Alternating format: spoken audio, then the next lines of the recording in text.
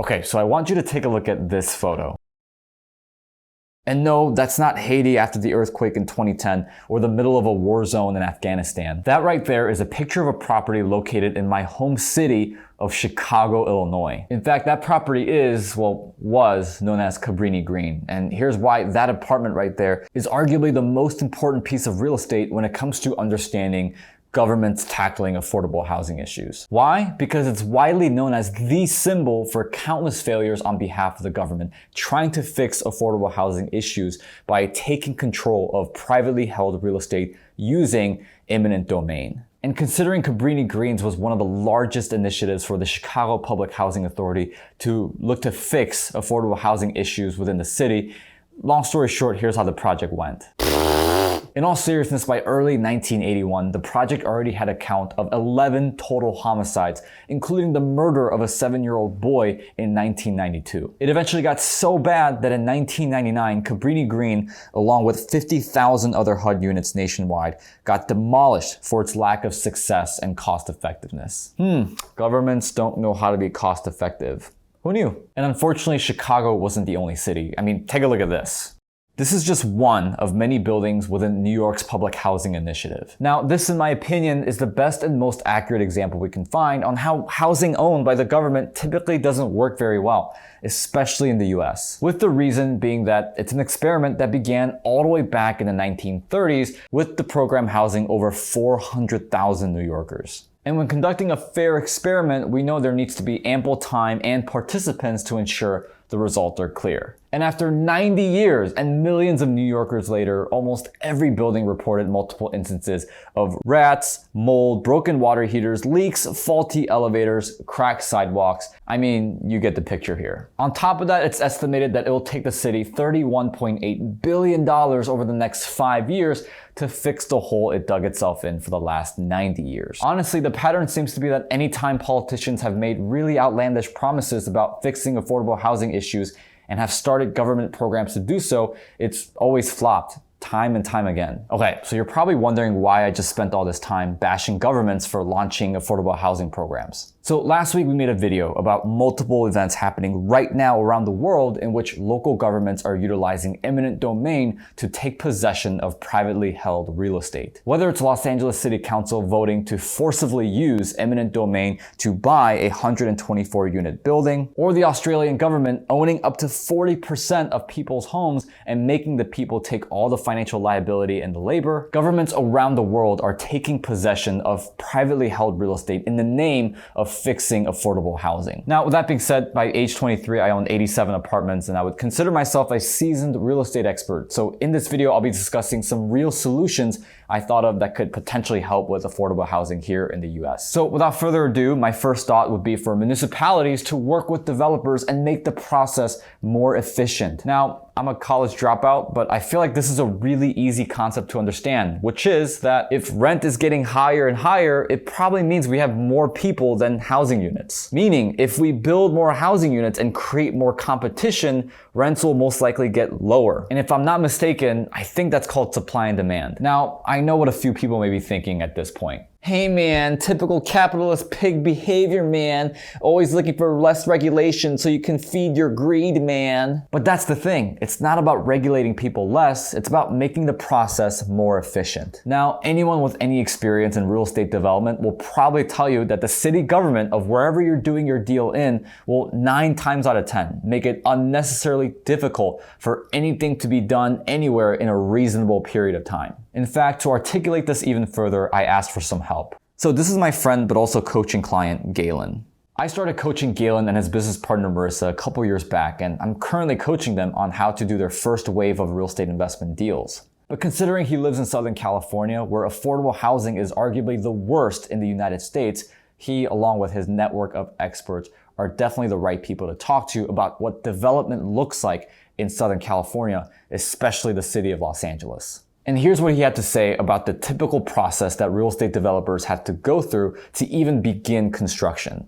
Well, first we find an area that we think we would like to get developed. Then we start with the appeals process and see if that's even something the city is going to allow us to do. And then from there, it goes back into different meetings, different board advisories, and they figure out some of the logistics that goes behind it.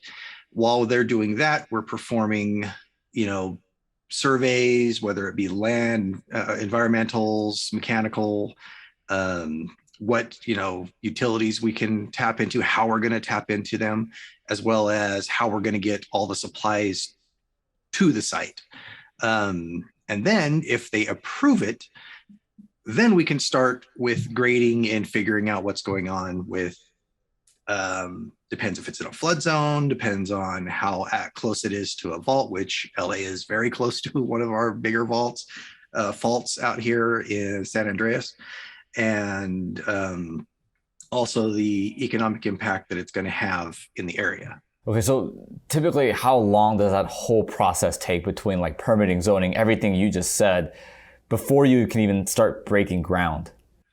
So if you go by what is on the forms, 4 to 6 weeks. In actuality, it can take months, if not years. There are currently a couple projects that we're waiting 5 years to get everything finished and formalized so we can change the land from its current zoning to commercial zoning for building and development. But it's taking a long time.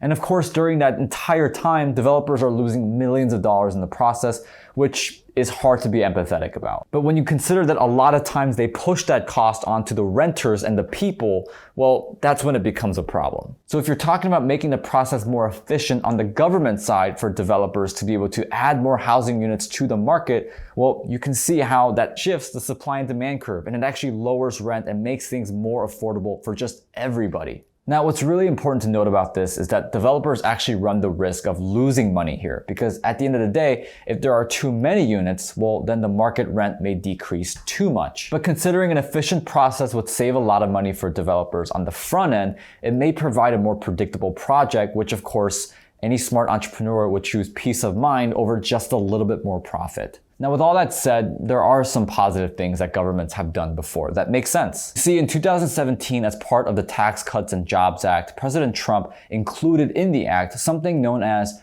opportunity zones. Now, before we even explain what this was, it got a lot of pushback, to say the least. People criticized it before it even had an opportunity, pun intended, to even play out. And out of all the articles written about its quote-unquote failure, there was one by Bloomberg that stood above the rest, saying the Opportunity Zone initiative failed to promote broad-based community development and poverty reduction. Now, to explain what this program was, it provided tax incentives for investors and big companies to buy properties and invest into certain areas that were lower income. Now, to get into the details, the program, long story short, offered 3 main benefits centralized around capital gains taxes. The first one is temporary deferral of taxes on previously earned capital gains. Number 2 was basis step up of previously earned capital gains invested.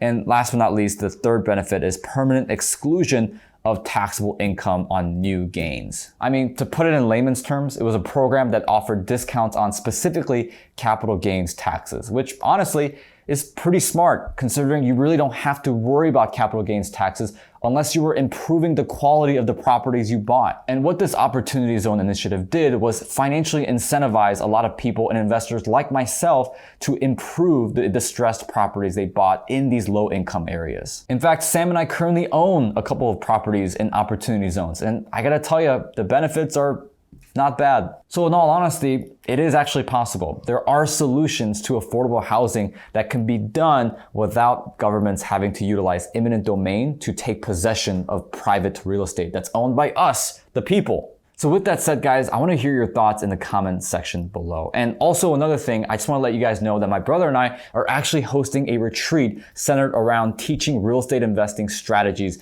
later this year, specifically in early November. And I'm really excited because, as a lot of you guys may know, there's probably another crash coming, and we want to be able to be prepared for that. So with that said, guys, let me know your thoughts in the comment section below. Like this video, share it with your friends, and subscribe for more content like this. And until then, I'll see you guys in the next one.